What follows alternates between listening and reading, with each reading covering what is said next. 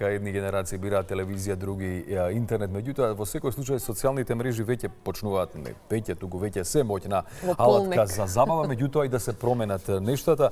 Наш гостин утрово е инфлуенсерот и јутјубер Никола Поповиќ, кој преку своите видеа, меѓутоа и социјалните експерименти кои ги почна токму на овие платформи, отвара теми што ја потекнуваат практично јавноста на размислување, меѓутоа и време е за промени. Никола, добро утро и добре ни дојде. Добро утро, фала ви на поканата и приликата да кажамете за моите видеа кои што ги креирам секојдневно.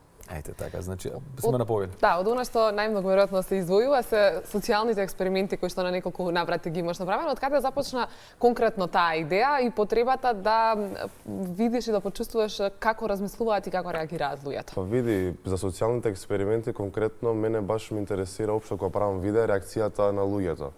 Сега да речеме има различни реакции, пример кога со социјални експерименти гледаш реакција на општеството, како би изреагирала на некој работи што се случуваат во текот на секојдневието. Ме разбирате, и сега има некои се интересни, некои се поучни. Ето тоа со жената отиде највирално, мислам дека баш требаше да видиме како општеството би реагирало кога некој маж малтретира жена во јавност и како што видовте многу мали реакции имаше. Така исто и со ромчето Рамазан што снимавме, кој ќе собере повеќе пари, дали јас или он. И сите други социјални експерименти што ги снимавме со фрлање на ѓубрето, мислам дека покажува реална слика на општеството и тоа како граѓаните реагираат на истото. Кои се твоите впечатоци? Како реагираат граѓаните? Имаме ли, дали сме емпатични, спремни ли сме за реакција? До сега на ниеден социјален експеримент не сум видел она позитивниот одзив да преовладува.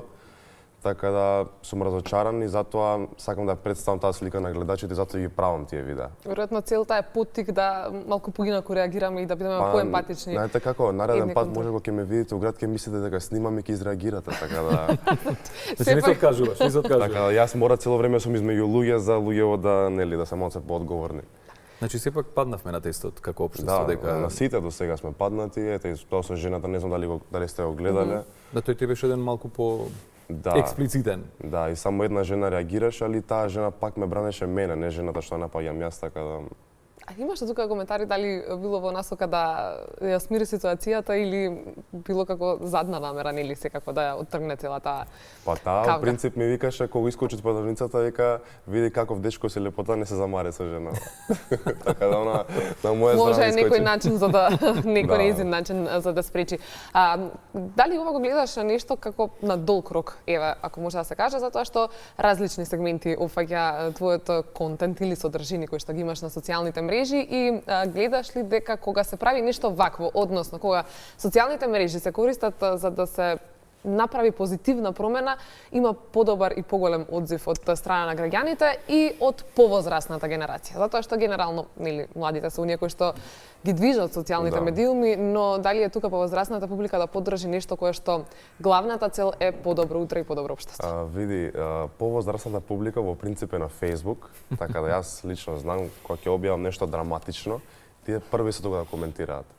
А кога се прават вакви добри работи или социјални експерименти хумани, нема толку коментари, знаете.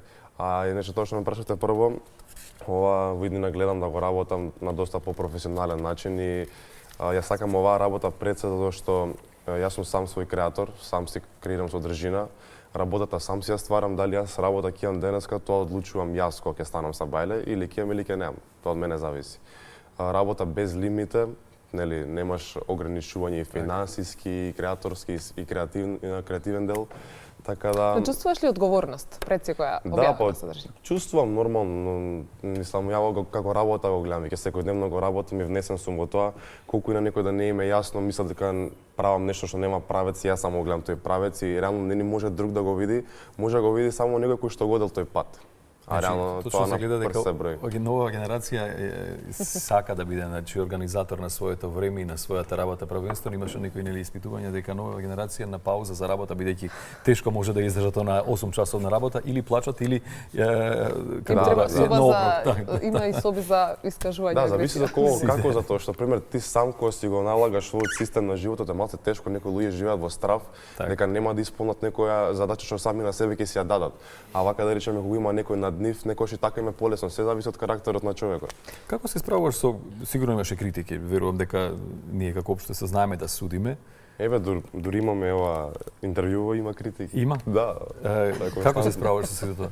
Некако, ако е позитивно на конструктивна критика, ја прифаќам и нареден пат ја применувам и нели го менувам тоа лошото.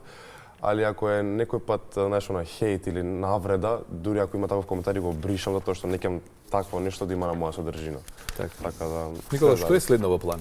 Дали имаш некој конкретен проект или некој повторно? Моментален проект кој што се реализира ми е тоа VIP такси, односно како јас им вршам интервју на нашите познати актуелни личности во кабриолет и се возиме низ градот, имаме доста интересни предизвици, свето, тоа е сега. А кога ќе заврши тој проект негде од октомври понатаму, планирам нешто доста посериозно, така да ќе видите. Социјални експерименти се во план? Да, тоа не знам како гледа. Јас во принцип објавувам 2 видеа на неделно ниво, така да во секој понеделник ми оди емисијата, а секој четврток имам видео. Дали е тоа пренк некој, дали е тоа социјален експеримент, дали е тоа некоја анкета. Зависи од инспирацијата. Зависи од моментот и ето што се случило, така да. Никола, благодариме за издвоеното време и се надевам дека се гледаме во некоја следна прилика. Се гледаме, фала многу и на вас.